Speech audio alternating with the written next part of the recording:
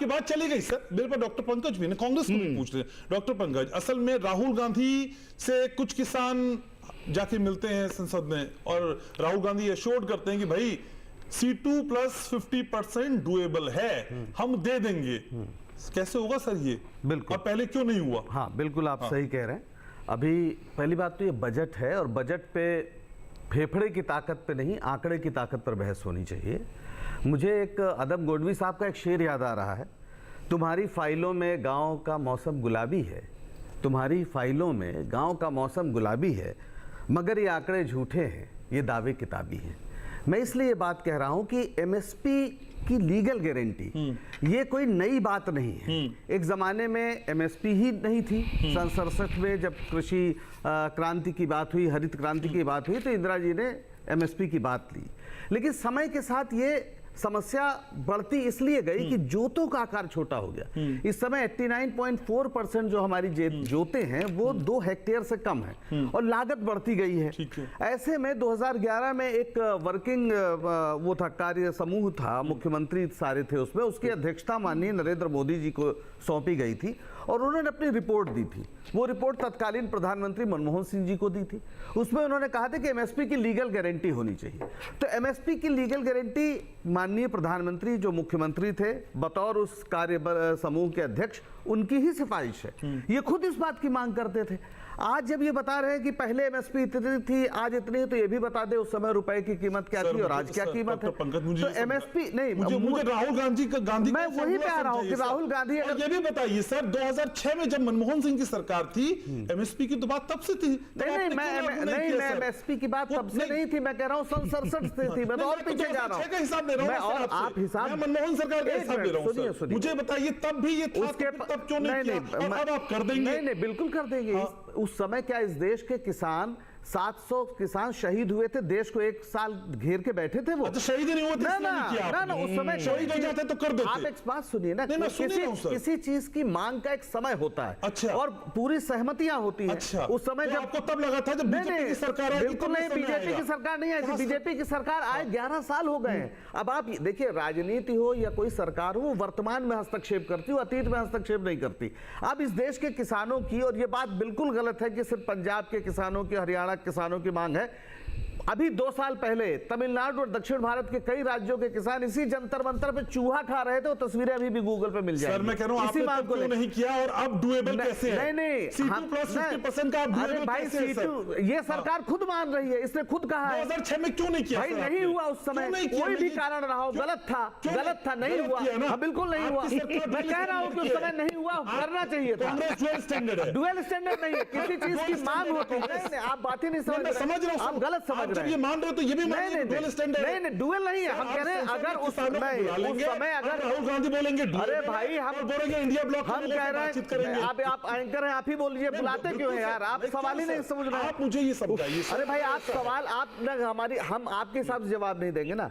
हम ये कह रहे हैं कि जो चीज अतीत में नहीं हुई, बहुत चीजें नहीं हो पाती, विभिन्न कारणों से नहीं हो पाती, लेकिन अगर भारतीय जनता पार्टी भी उसके पक्ष में है, कांग्रेस भी उसके पक्ष में है, माननीय मोदी जी बतौर मुख्यमंत्री उन्होंने इस बात को कहा था, तो आज इस देश में एक माहौल है, सब लोग मान रहे हैं, हम कह रहे हैं हम करेंगे। काउंटर ले लीजिए, हम करेंगे। ये गलती नहीं होती, बहुत चीजें। अब मैं आपसे कहूं, भारत की आजादी की लड़ाई में पूर्ण स्वाधीनता 1930 में पहली बार हुआ। अब आप कहिए तिलक जी ने क्यों नहीं किया? तिलक जी ने गलती की थी, बाल गंगाधर तिलक अध्यक्ष थे, उन्होंने नहीं किया पूर्ण स्वाधीनता। अरे क्या तरीका है ये? ये गलत सवाल है, ये गलत। नहीं 2000, अरे भाई उसका प्रोसेस शुरू हुआ तभी 2011 में प्रधानमंत्री जी ने, मोदी जी ने दिया। ब्रेक पे जा रहा हूं, ठीक है। मोदी जी ने 2011 में, मुझे 20 सेकंड का काउंटर दीजिए। काउंटर ले लूंगा। असली बात है, आज किसान खड़ा हुआ है इस देश में और मांग रहा है, पूरे देश का मांग रहा है। यहाँ पे किसान आए हुए हैं, आप उनकी बात मानने को नहीं तैयार है, तो क्या कहा? कौन कह रहा है? अरे भाई, जिसके पैर में फटे बिवाई, जो ना फटे बिवाई थका जाने पे। छोटे से ब्रेक के लिए और रुकना है। ब्रेक के बाद जब लौटेंगे तो चर्चा को यहीं से समझेंगे और बात करेंगे उस रिपोर्ट की भी जो बताती है कि देश का किसान सिर्फ 27 रुपए कमाता है। सूर्य प्रकाश मैथिल से इसका जवाब भी लूंगा। ब्रेक के उस पार रहिएगा मेरे साथ।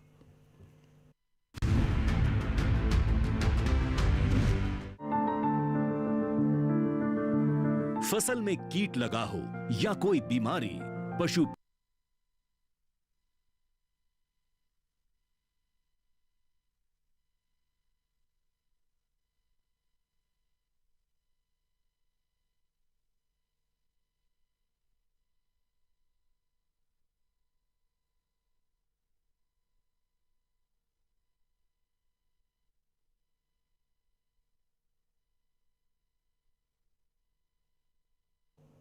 ब्रेक के बाद स्वागत है आपका। आप देख रहे हैं सच के साथ, और सच के साथ में आज किसानों के मर्म को समझने की कोशिश कर रहे हैं और जो पॉलिटिकल एरेना है ना, जिसमें टोपी ट्रांसफर का खेल है, उसको भी समझ रहे हैं। गौर से देखिएगा, थोड़ा सा समय और बचा है।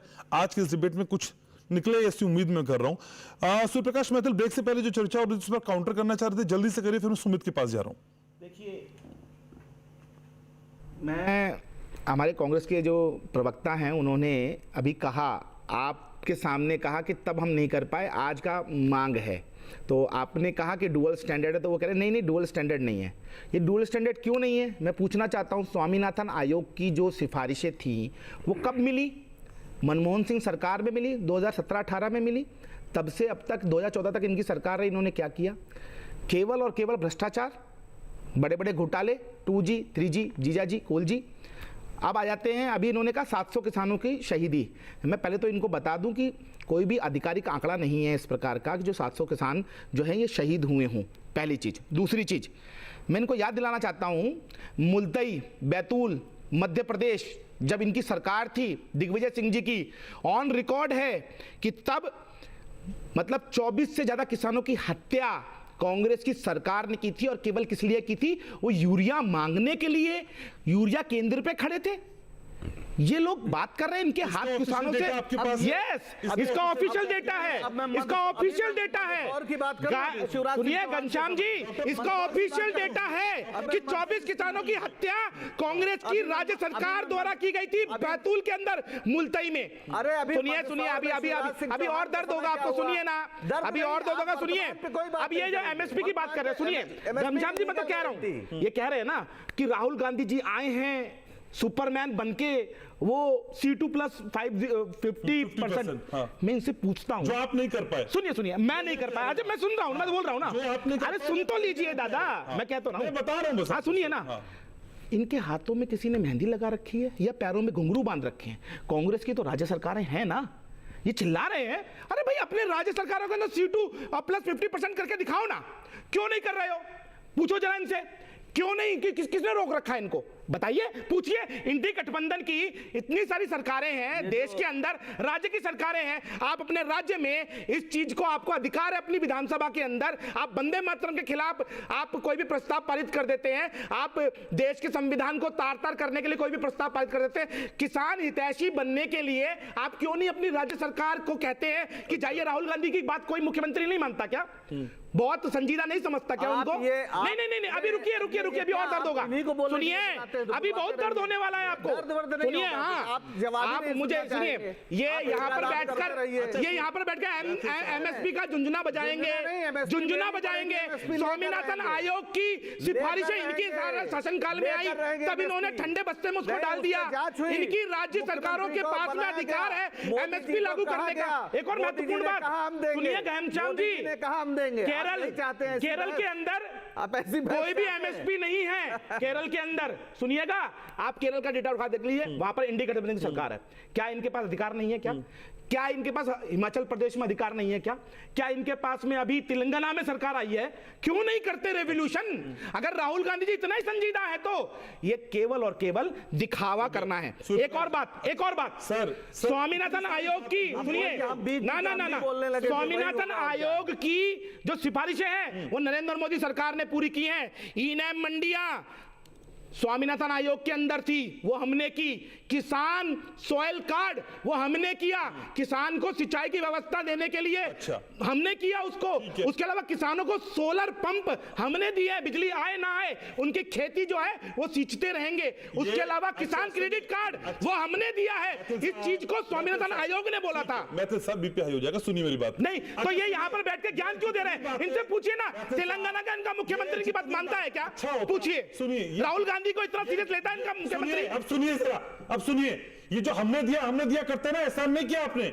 टैक्स पे करती है जनता, उस टैक्स पे तेलंगाना में टैक्स नहीं होता पे, हिमाचल प्रदेश में टैक्स पे नहीं होता क्या? राजस्थान में टैक्स नहीं पे होता गहलोत सरकार में? आप बताइए ना मुझे। अपनी जेब से नहीं दे रहे। ना, कोई नहीं चाहे अपनी जेब से दे रहा, लेकिन मैं आपसे पूछ रहा हूँ ना सर। हम नहीं बोलिए, सुनिए फिर बताइए, NSSO की रिपोर्ट ये क्यों कहती है कि देश का किसान मात्र 27 रुपए कमाता है? 27 रुपए में कौन सा किसान अपना जीवन यापन कर लेगा?